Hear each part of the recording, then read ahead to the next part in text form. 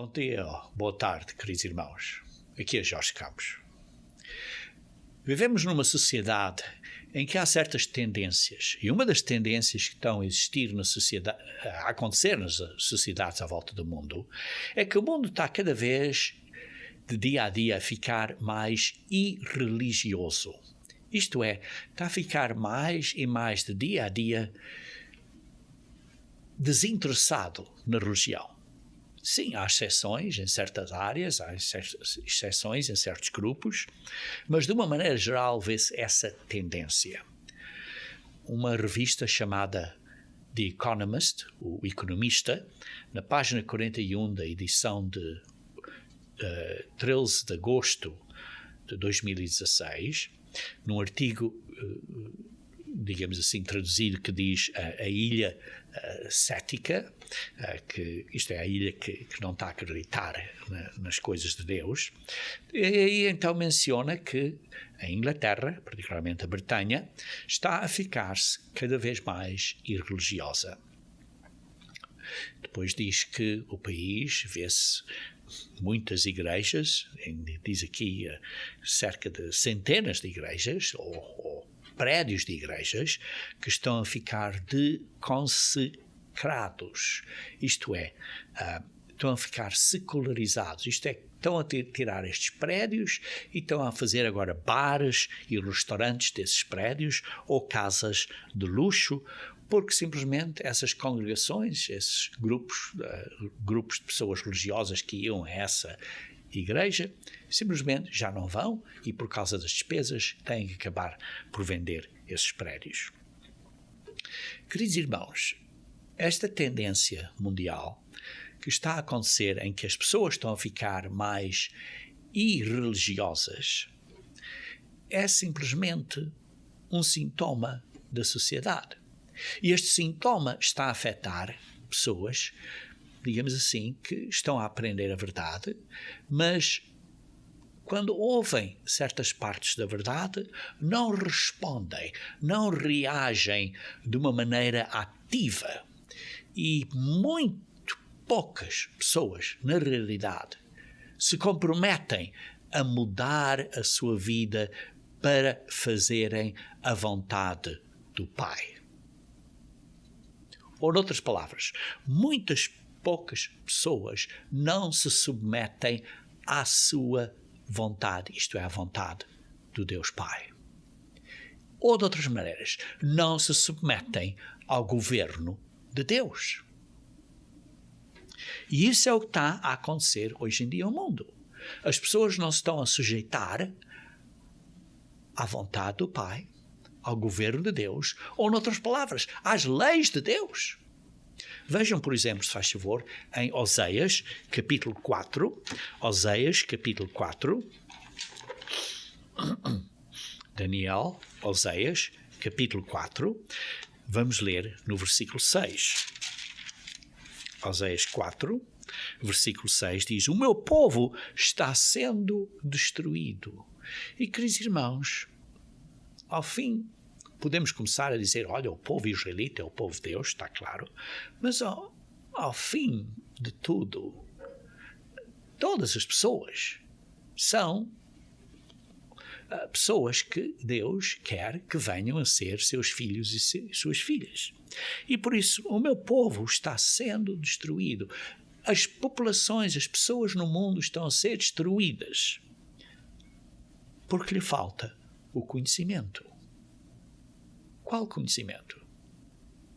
O conhecimento de Deus, da vontade de Deus, de ser como Deus é, de obedecer ao governo dele, às leis dele.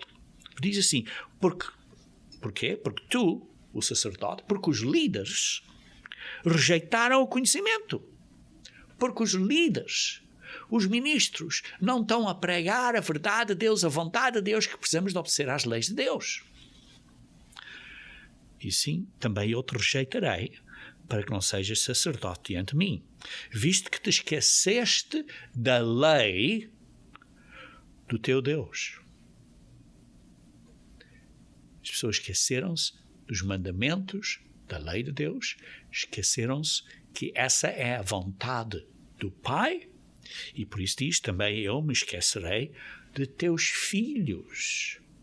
Vai afetar os filhos. E por isso, queridos irmãos, é que o mundo hoje em dia está a virar-se para uma situação em que é mais irreligiosa, mais ao longo das linhas a rejeitar as leis de Deus, e as pessoas, quando dizemos: olha, precisamos nos arrepender, precisamos nos mudar, as pessoas dizem: porquê? Sim, as coisas estão às vezes mal, depois as coisas ficam melhores, mas depois vão mal. Isto é como tem sido sempre. Tem sido sempre assim há milhares de anos. Por isso, não me digas que as coisas estão pior. Está ciclo, sim, para cima e para baixo. É a mesma coisa que Pedro nos diz em 2 Pedro,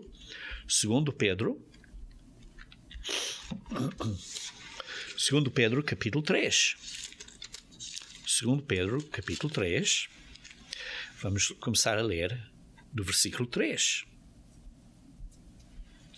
2 Pedro, capítulo 3, versículo 3. Diz assim: tendo em conta, antes de tudo, que nos últimos dias, e queridos irmãos, nós vivemos nos últimos dias, virão escarnecedores com os seus escárnios.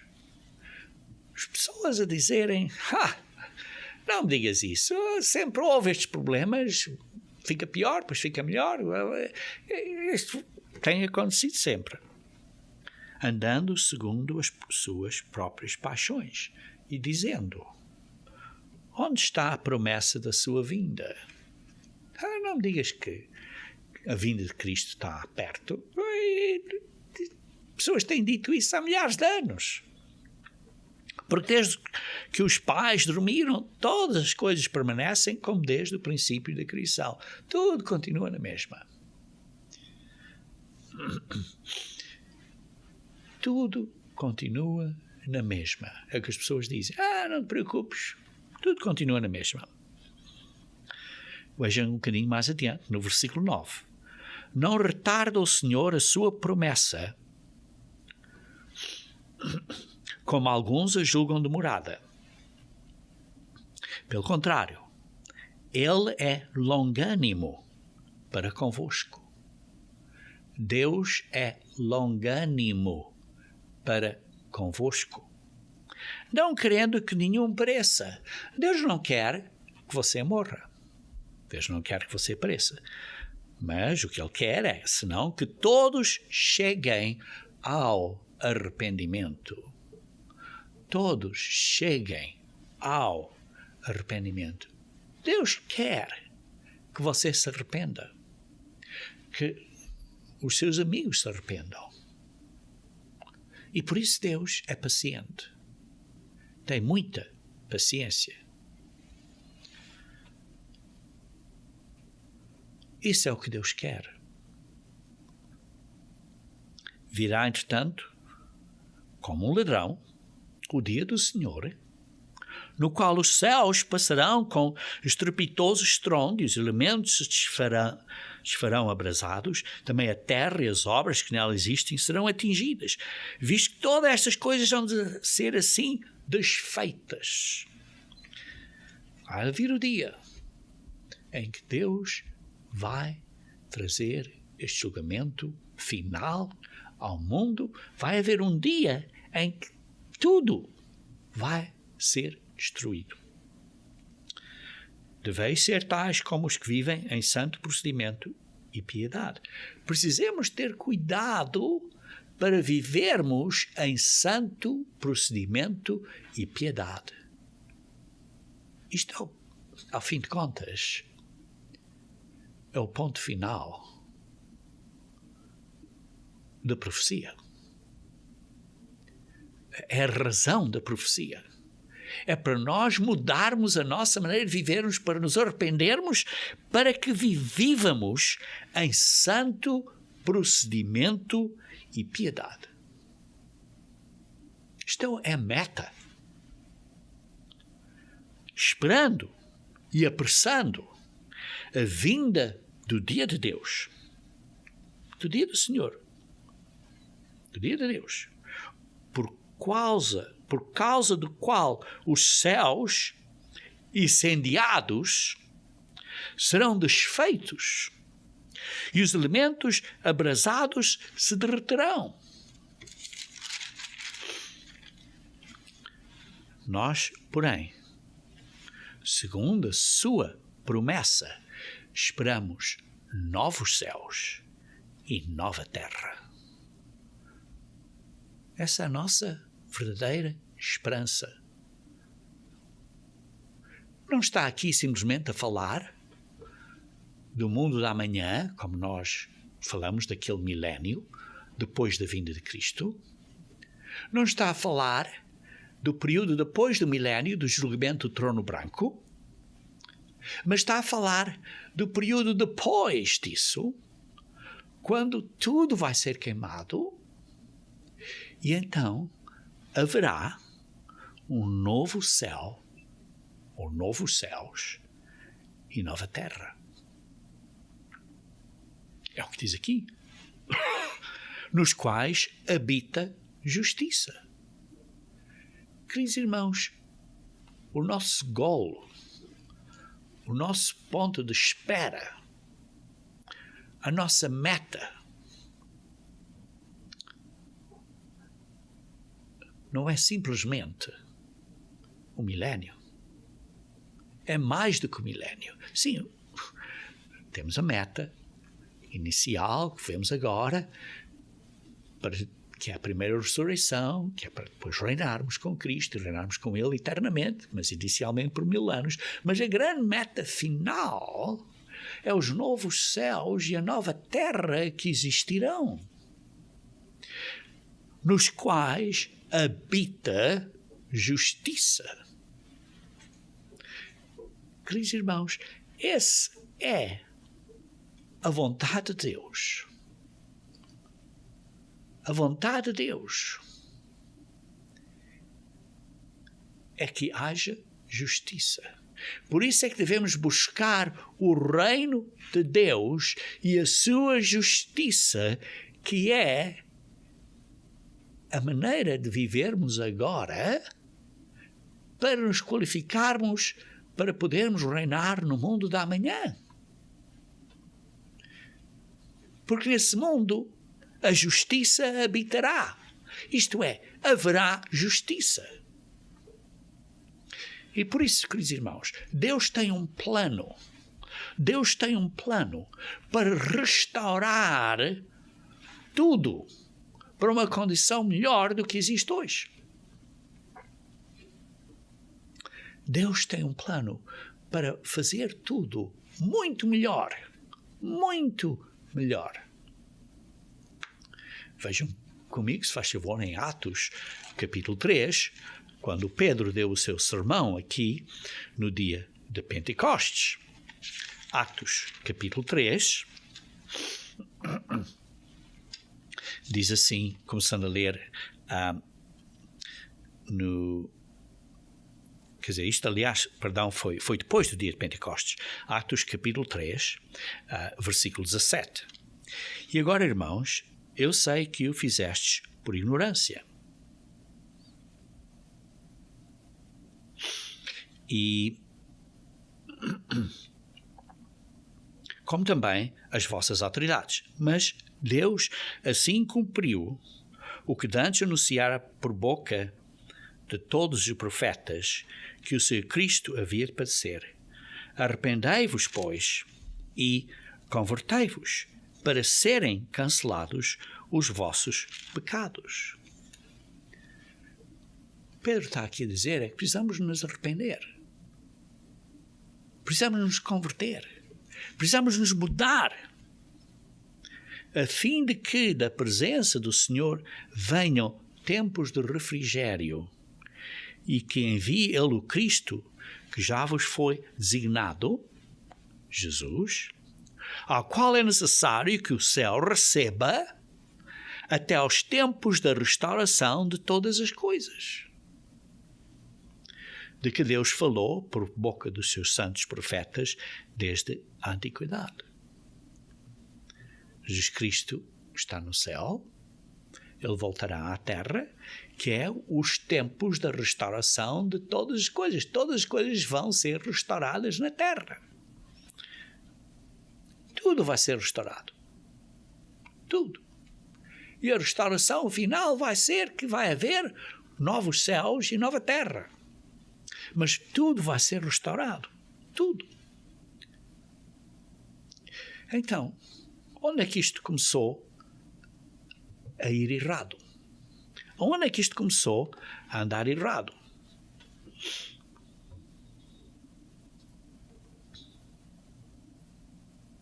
Vejam comigo, se faz favor, em Isaías, capítulo 14. Isaías, capítulo 14. Em Isaías, capítulo 14, vemos aqui uma situação, vendo no versículo 12, vê-se uma situação aqui que é descrevida ou descrita.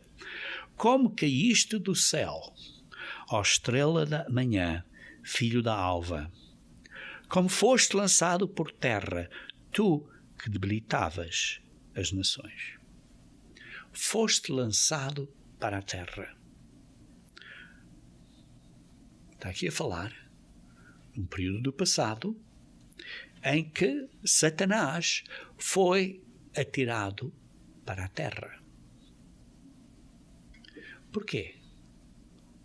Porque ele não quis submeter à vontade do Pai. Porque ele não quis obedecer à vontade do Pai.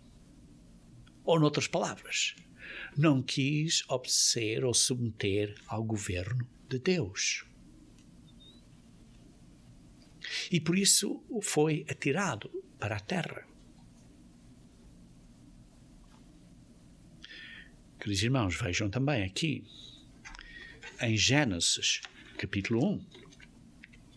Em Gênesis, capítulo 1, versículo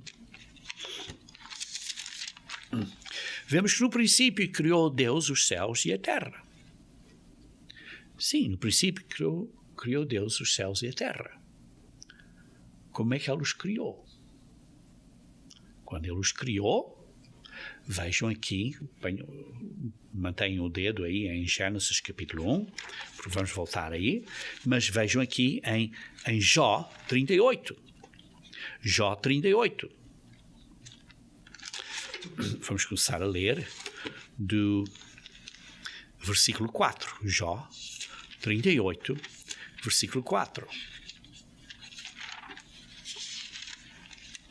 Diz assim: onde estavas tu? Está Deus o Senhor aqui a falar a Jó. Onde estavas tu quando ele lançava os fundamentos da terra? Aonde é que estavas, ó Jó, quando eu fiz os fundamentos da terra? Diz-me se tens entendimento, quando lhe pôs as medidas, se é que o sabes, ou quem estendeu a mão sobre ela, o cordel. Ou quem estendeu sobre ela o cordel, sobre que estão fundadas as suas bases, ou quem lhe assentou a pedra angular. Quando as estrelas da alva, isto é os anjos, juntas, alegremente cantavam e rejubilavam todos os filhos de Deus. Estes anjos, quando viram a criação dos céus e da terra, quando Deus criou isto tudo, os anjos cantaram com alegria. Cantaram com alegria. E vê-se, se formos a Isaías 45, Isaías 45, vejam comigo, Salmos, Isaías 45, versículo 18, Isaías 45, versículo 18, diz assim, 45, versículo 18,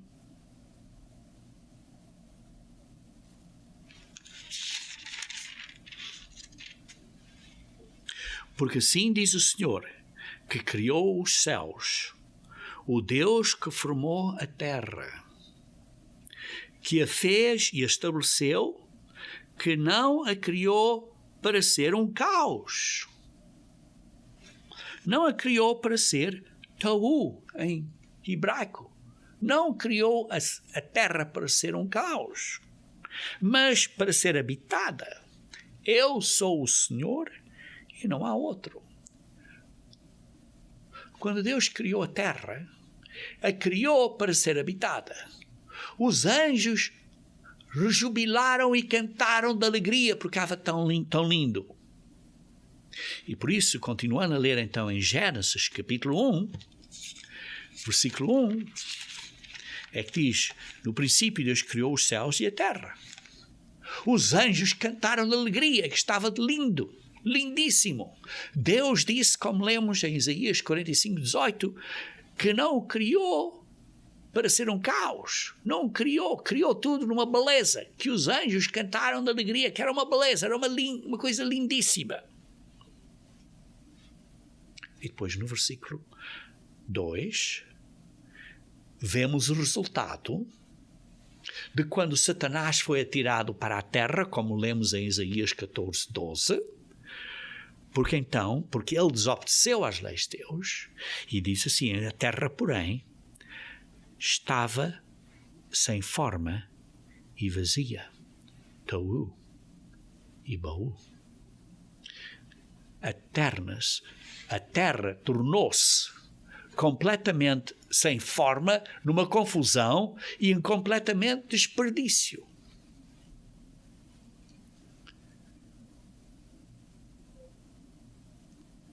Qual foi a causa disso? A rebelião de Satanás. Foi tirado para a terra e a terra então estava, ou ficou, ou tornou-se sem forma. Tohu. Não foi criada. Tohu. Não foi criada, como vimos em Isaías 45:18. Não foi criada em caos, sem forma, em confusão, em caos. Mas aqui vê-se que a terra estava sem forma, estava em caos e vazia. Porque depois deste desastre enorme, Satanás ser atirado para a terra, estes poderes, estas forças destruidora, causou na terra como se houvesse um inverno nuclear. E a terra ficou completamente coberta desta nuvem que não deixava a luz do sol entrar na superfície do planeta. Diz assim: havia trevas sobre a face do abismo. Então o Espírito de Deus, que é esta essência e este poder que vem de Deus, parava sobre as águas. E Deus disse: haja luz, e houve luz. Deus começou a tirar, a limpar, digamos assim, esta nuvem nuclear, digamos assim, que não deixava a luz entrar na terra, e tirou isso. E viu Deus que a luz era boa e fez separação entre a luz e as trevas. E chamou Deus à luz dia e às trevas noite. Houve tarde e manhã, o primeiro dia. Sim, houve a rotação da Terra à volta do seu eixo, e assim houve dia e noite, conforme o sol dava a luz, havia dia e noite. Porque, como se vê, houve dia e noite, por isso tinha que haver um sol. Isso já tinha que existir. E então Deus começou a restaurar a terra, a limpar e a, digamos assim, a permitir inicialmente a luz entrar, e depois criou as águas e daí em diante outras coisas para poder haver vida na terra. Houve as árvores, os vegetais, os arbustos, isso tudo foi criado. Deus também limpou completamente as coisas para as estrelas serem vistas completamente, e depois começou a criar os seres viventes na Terra. Vê-se aqui que Deus, o Pai, instruiu a palavra, e a palavra falou, o verbo, o outro ser, que é o verbo, o fez, através da essência, do poder do Espírito Santo. E então foi o que aconteceu. O Pai criou através da palavra, do poder, que veio dele, que é o Espírito Santo. Queridos irmãos, e assim Deus renovou a face da terra. Vejam, por exemplo, em Salmos 104. Salmos 104. Versículo 24. Salmos 104. Versículo 24.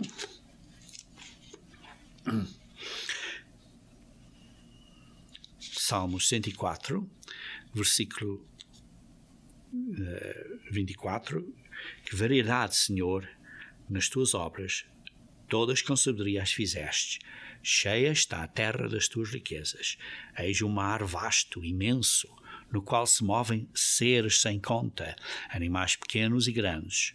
Por ele transitam os navios e o monstro marinho que formaste para nele folgar. Todos esperam de ti que lhes dês de comer a seu tempo. E lhes dás, eles o recolhem. Se lhes dás, eles o recolhem. Se abres a mão, eles se fartam de bens. Se ocultas o rosto, eles se perturbam. Se lhes cortas a respiração, morrem e voltam ao seu pó. Envias o teu espírito e eles são criados. Por este poder de Deus, por esta força da essência de Deus, eles são criados. E assim renovas a face da terra. Renovas a face da terra. Foi renovado. Foi renovado porque houve uma destruição por Satanás. Por causa da rebelião de Satanás. E por isso vemos que Deus é o Criador, é aquele que mantém, é aquele que restaura, é aquele que toma conta de tudo.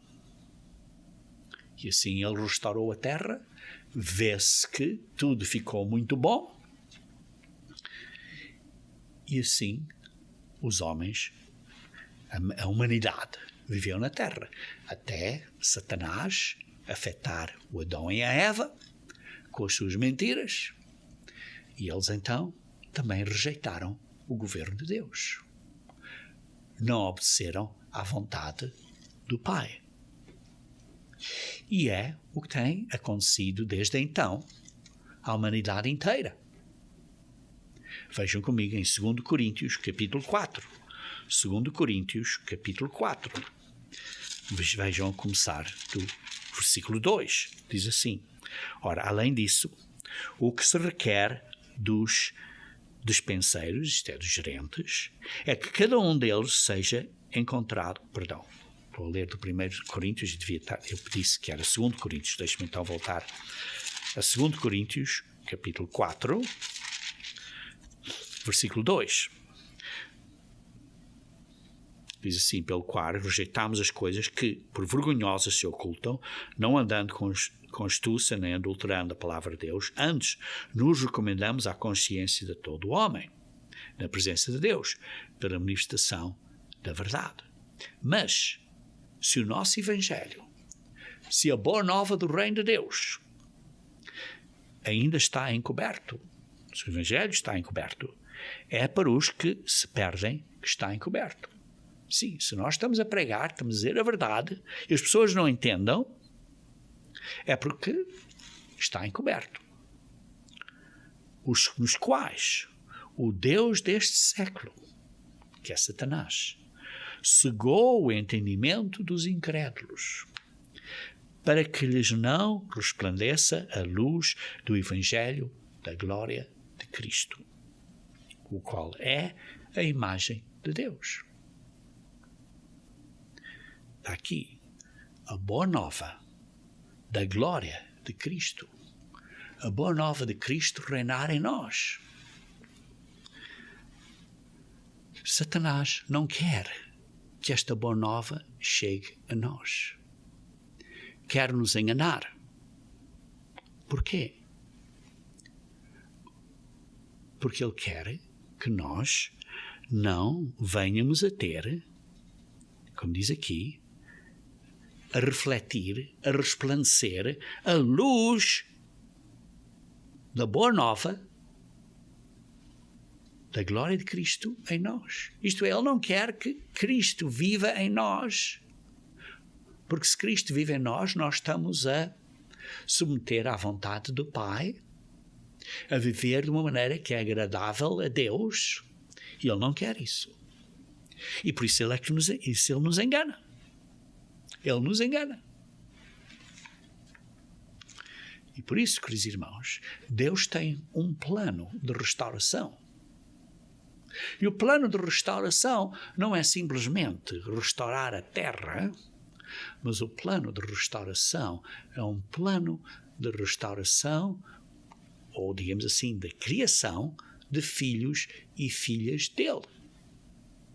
Por isso ele nos fez físicos, com a capacidade de sermos enganados, com a capacidade de sermos iludidos, para aprendermos este caminho difícil da vida, aprendermos dos nossos erros, para sermos melhores pessoas. E quando aprendemos isso, estamos a permitir que Deus viva em nós, através do poder do Espírito Santo, através do Espírito de Deus,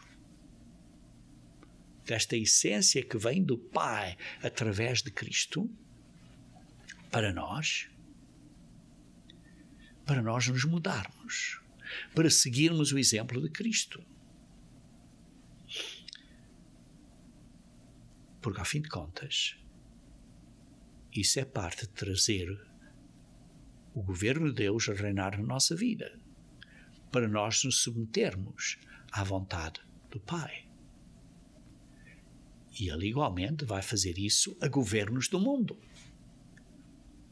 Como é que ele vai fazer isso? Quando vocês leem, por exemplo, profecias, como por exemplo Daniel 2, vem esta estátua,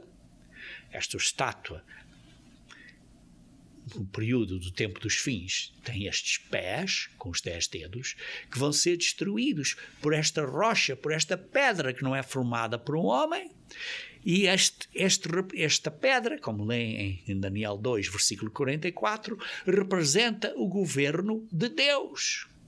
O reino de Deus a vir para a terra através do Rei dos Reis, que é Jesus Cristo, para governar na terra. Por isso nós oramos.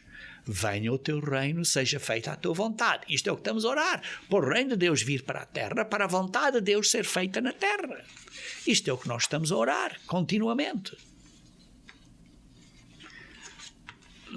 E nós vamos ter uma parte, uma responsabilidade nesse reino de ajudar a Cristo a sermos reis, a ajudar a Cristo, a governar com Ele. Porque diz Rei dos Reis, Senhor dos Senhores. Nós vamos ser os reis e os senhores que vamos reinar com Ele. Isso é basicamente a profecia de Daniel 2, que é também repetida com uma ilustração, digamos assim, um pouco diferente, mas é repetida em Daniel 7. E se forem ver comigo, se faz favor, em Daniel 7, versículo 27, Daniel 7, versículo 27, diz assim: o reino e o domínio e a majestade dos reinos debaixo de todo o céu. Dos reinos debaixo de todo o céu. Quais são os reinos? Quais são os governos debaixo de todo o céu? É o Brasil, a Inglaterra, é Angola, é Portugal, Estados Unidos, a Alemanha, França, Japão, China. Todos os reinos debaixo de todo o céu. Diz assim: serão dados ao povo dos santos do Altíssimo, dos santos do Pai. O seu reino será reino eterno. O reino de Deus a governar na terra vai ser um reino eterno, e todos os domínios o servirão e lhe obedecerão.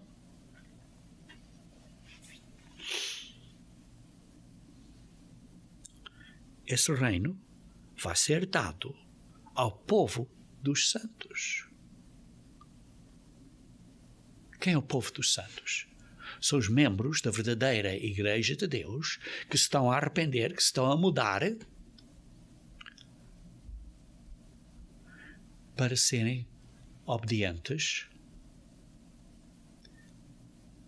para seguirem a vontade do Pai, para a glória de Cristo resplandecer, refletir na nossa vida, para sermos formados de acordo com a estatura de Cristo, para reinarmos no mundo da manhã.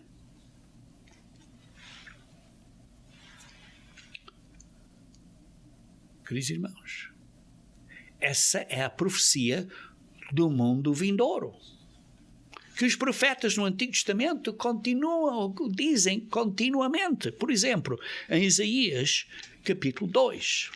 Isaías capítulo 2. Isaías capítulo 2. Versículo 2 a 4. Nos últimos dias acontecerá que o monte da casa do Senhor. O monte, profeticamente, representa o reino, o governo, o reino de Deus. O monte da casa do Senhor é o reino de Deus. Será estabelecido no cimo dos montes, isto é, no cimo de todas as outras nações, de todos os outros governos. E se lhe virá sobre os outeiros, isto é, sobre os governos das nações mais pequeninas. E para ele afluirão todos os povos. Todos os povos. Irão muitas nações, irão vindo e subamos ao monte do Senhor. Vamos aonde está estabelecido, digamos assim, a sede, a parte central do governo de Deus a governar na terra, que vai estar no monte, literalmente no monte, que diz assim: à casa de Deus de Jacó, para que nos ensine os seus caminhos e andemos pelas suas veredas, porque de Sião vai sair desse monte, mas de Sião representa aquelas pessoas que são da Igreja de Deus. De Sião, através dessas pessoas, que são os santos do Altíssimo, sairá a lei e a palavra do Senhor, do Jerusalém, de Sião, de Jerusalém, através dos santos do Altíssimo, os membros da Igreja de Deus, que se terão transformado em seres obedientes e serventes, e aqueles que fazem a vontade do Pai na vida deles hoje, estão a praticar esse caminho. Continuar a ler no versículo 4. E ele julgará entre os povos e corrigirá muitas nações. Estas converterão as suas espadas em relhas de arados e as suas lanças em podadeiras. Uma nação não levantará a espada contra outra nação, nem aprenderão mais a guerra. Vai haver paz na terra. Vai haver paz na terra. Vejam em Isaías, capítulo 9, versículo 6 e 7. Isaías, capítulo 9, versículo 6 e 7. Porque um menino nos nasceu, um filho se nos deu, o governo está sobre os seus ombros. Jesus Cristo. E o seu nome será Maravilhoso Conselheiro, Deus Forte, Pai da Eternidade, príncipe da paz. Esse vai ser Jesus Cristo. Está claro? O Altíssimo, o Pai, está acima de Cristo. Mas Cristo vai ser aquele por quem tudo isto foi executado debaixo das instruções do Pai. Ele, digamos assim, foi o executivo, o diretor executivo que executou as instruções todas do Pai, que fez isto tudo acontecer.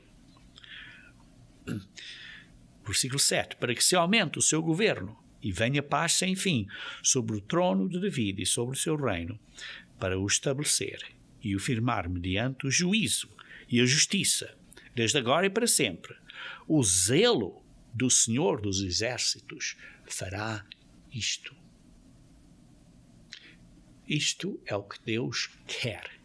E acontecerá. Acontecerá. Como? Porque nós vamos reinar nesse governo. Deus vai nos usar para reinar. Vejam aqui no Apocalipse, capítulo 5. Apocalipse, capítulo 5, versículo 10. Diz assim: e para o nosso Deus os constituíste reino e sacerdotes e reinarão sobre a terra. Sim, nós reinaremos sobre a terra. Porquê? Porque nós vamos ser parte deste templo de Deus, um templo vivo, onde Deus vive em nós, que é a Igreja de Deus. Vejam aqui em 1 Coríntios, capítulo 3. 1 Coríntios, capítulo 3. 1 Coríntios, capítulo 3, versículo 11 a 17. Diz assim: porque ninguém pode lançar outro fundamento. Ninguém pode lançar outra fundação, outro fundamento, além do que foi posto, o qual é Jesus Cristo. Jesus Cristo é o fundamento, é a fundação, é a base. Contudo, se o que você ou alguém edifica sobre este fundamento é de ouro, prata ou pedras preciosas, ou madeira, feno ou palha, manifesta-se, tornará a obra de cada um, pois o dia a demonstrará, porque está sendo revelada pelo fogo. Isto vai ser verdadeiramente provado. E qual seja a obra de cada um, o próprio fogo provará. Se permanecer a obra de alguém sobre o fundamento que se edificou, esse receberá galardão. Porquê? Porque está a construir obra de ouro, prata e pedras preciosas. E se a obra se queimar, sofrerá dano. Porquê? Porque fez obras de madeira, feno e palha.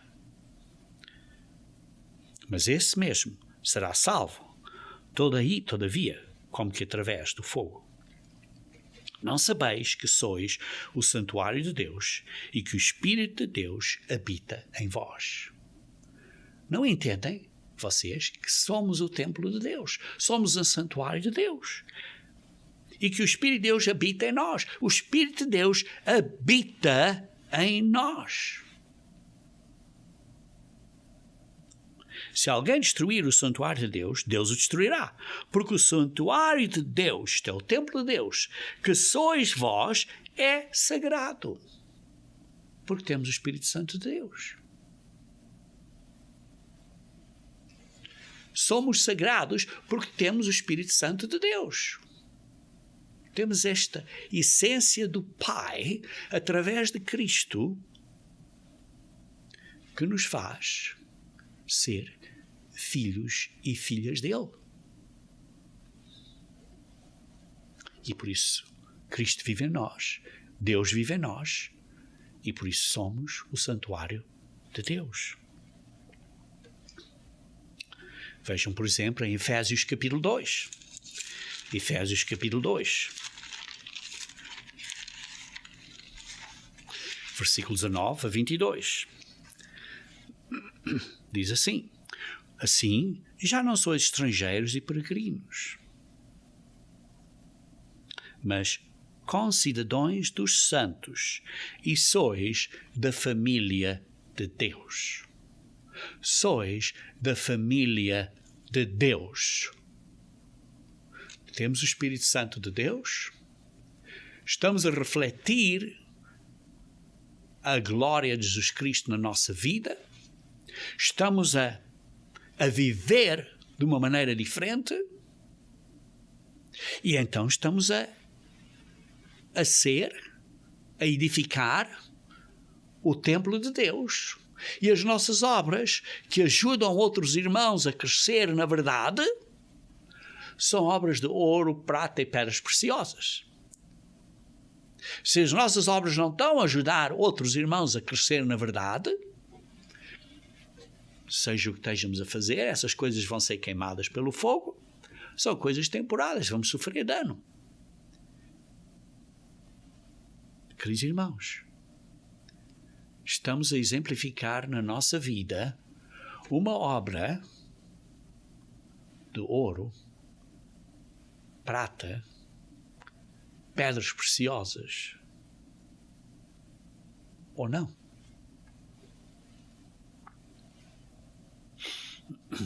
Continuando a ler aqui, em Efésios capítulo 2, versículo 19. Já não sois estrangeiros e peregrinos, mas concidadãos dos santos e sois da família de Deus. Edificados sobre o fundamento dos apóstolos e profetas, sendo ele mesmo Cristo Jesus a pedra angular. Esta pedra central da fundação, e depois os profetas e os apóstolos, e depois nós, neste templo espiritual, no qual todo o edifício bem ajustado cresce para santuário, isto é, para templo santo, dedicado ao Senhor, no qual também vós, juntamente, estáis sendo edificados para quê? Para quê? Para a habitação de Deus, para sermos o templo para Deus viver em nós. Como? Através do Espírito. Isto é, no Espírito. Como? Através do Espírito, porque o Espírito de Deus vive em nós. Então Deus vive em nós.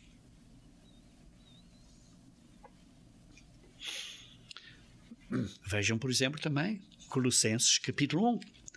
Colossenses capítulo 1, versículo 9.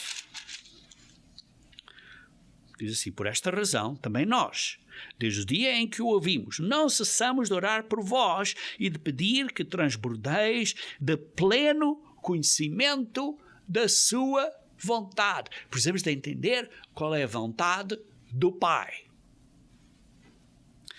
Em toda a sabedoria e entendimento espiritual.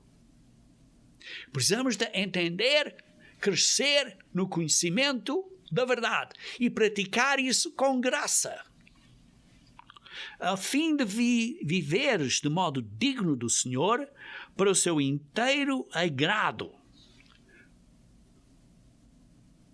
Inteiro agrado. Isto é para fazer a vontade dele completamente.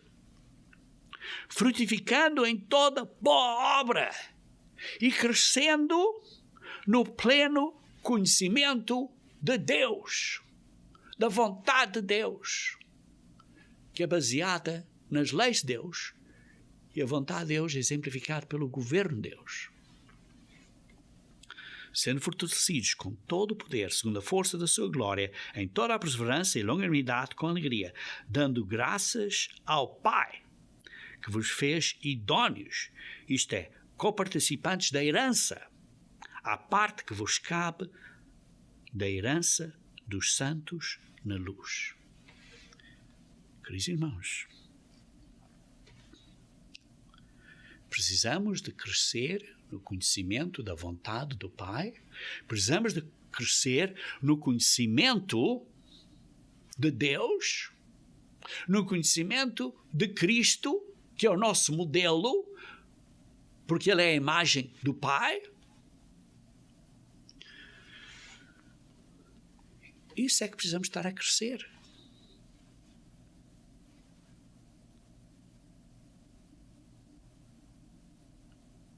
E para isso Deus nos dá o Espírito Santo de Deus. Vejam, em 2 Pedro, capítulo 1, versículo 1. 2 Pedro,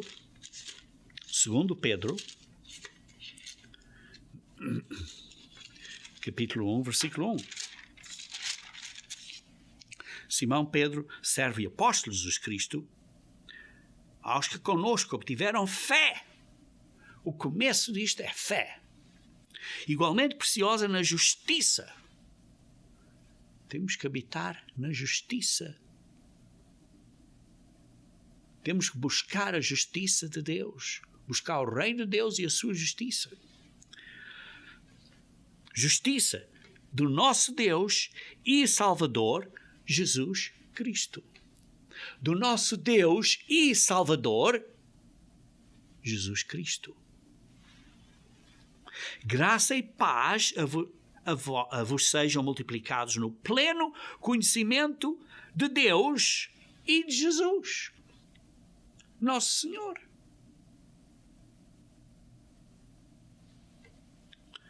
Visto como pelo seu divino poder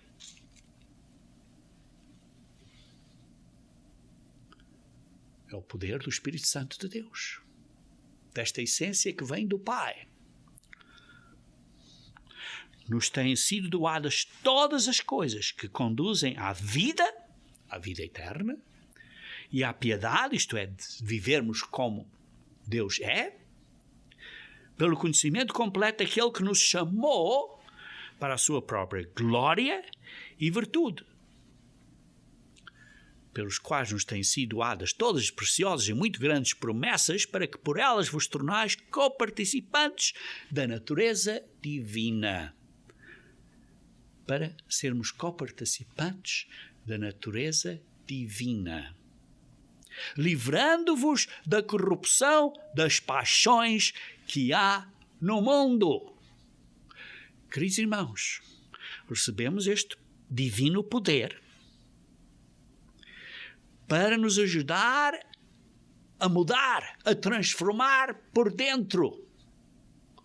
Uma transformação interna que começa por dentro, de dentro para fora.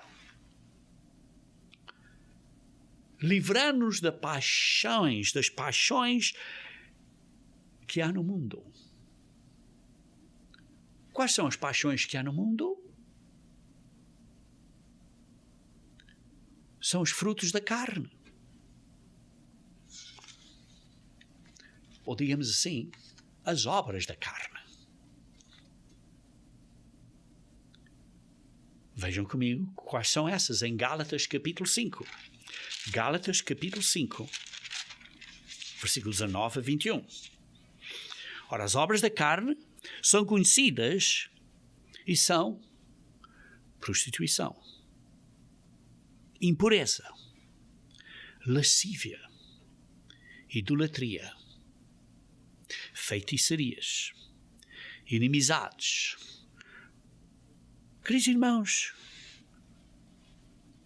temos estas impurezas mentais, temos estas impurezas de prostituição, de fornicação, paixões humanas, temos facções, divisões. Eu sou melhor que tu, os outros são de segunda classe, mas nós somos de primeira classe, e seja o que for. E depois continua. Feitiçarias, inimizades, porfias, ciúmes, iras, discórdias, dissensões, facções, invejas, homicídios, bebedices,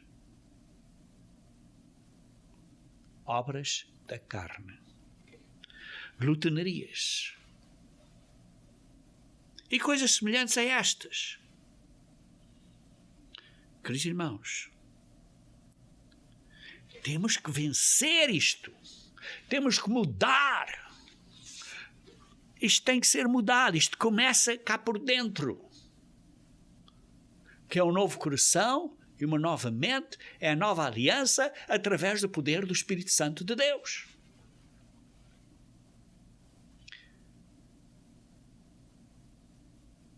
Essa é talvez, ou digamos, é certamente, para mim, a restauração mais importante. A restauração mais importante é aqui dentro. Restaurar as coisas físicas, digamos assim, é simples.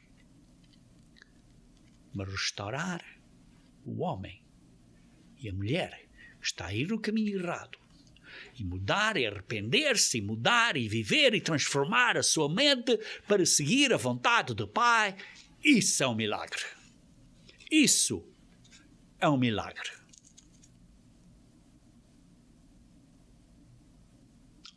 Romanos capítulo 12, versículo 1. Romanos capítulo 12, versículo 1. Rogo-vos, pois, irmãos, pela misericórdia de Deus, que apresenteis o vosso corpo como um sacrifício vivo, santo e agradável a Deus, isto é, segundo a vontade do Pai, que é o vosso culto racional, que é o que vocês devem de fazer como mínimo. Não vos conformeis com esta era, com este século, com a sociedade à nossa volta, com o que fazem aí no Brasil, ou o que fazem em outro país, seja em Angola, seja onde for, seja em Portugal, seja na Índia, seja em Damão, seja no Timor, seja na Guiné, seja onde for. Não vos conformais com esta sociedade à nossa volta, mas transformai-vos pela renovação da vossa mente e do coração. Isto é que é a nova aliança, não é? Pôr a lei de Deus na nossa mente e no nosso coração, mudando isso a nossa vontade para ficarmos seguindo a vontade do Pai, que é deixar que o reino de Deus governe em nós. Para que experimenteis qual seja a boa, agradável e perfeita vontade de Deus. Para que experimenteis, para que vivam a boa, a agradável e a perfeita vontade do Pai. Queridos irmãos, isto é o que precisamos de fazer. Esta é a grande renovação que tem que acontecer. Quando esta renovação estiver completada em todas as pessoas na humanidade, então é que vemos Apocalipse capítulo 21. Que diz: vi novo céu e nova terra, pois o primeiro céu e a primeira terra passaram, e o mar já não existe. E vi também a cidade santa, a Nova Jerusalém, que descia do céu da parte de Deus, ataviada como noiva, adornada para o seu esposo. Então ouvi a grande voz vinda do trono, dizendo: eis o tabernáculo de Deus, do Pai, com os homens. O Pai habitará com os homens, na terra, nesta nova terra. Eles serão povos de Deus, e Deus estará mesmo com eles. E lhes enxugará dos olhos toda lágrima, e a morte já não existirá, e já não haverá luto, nem pranto, nem dor, porque as primeiras coisas passaram. E aquele que está sentado no trono disse: eu faço novas todas as coisas. E, queridos irmãos, a coisa mais crítica para fazer nova é mudar o nosso coração e a nossa mente para seguirmos a estatura de Cristo, crescendo na graça e no conhecimento do nosso Senhor e Salvador Jesus Cristo. Quando isso acontecer, disse: escreve, porque estas palavras são fiéis e verdadeiras. E disse-me ainda: tudo está feito. É tão fiel como se já tivesse acontecido. Por isso, irmãos e irmãs, tudo será restaurado. Mas mais importante, temos que restaurar, temos que transformar a nós próprios para sermos como Cristo, seguindo o seu exemplo. Essa é a maior restauração de todas. Que Deus vos dê ajuda e iluminação e coragem. Essa é a minha oração, para que vocês tenham coragem de seguir este caminho e seguirem este caminho de transformação para a vida eterna e para a vossa alegria e glória e para a glória do Pai e para a honra dele.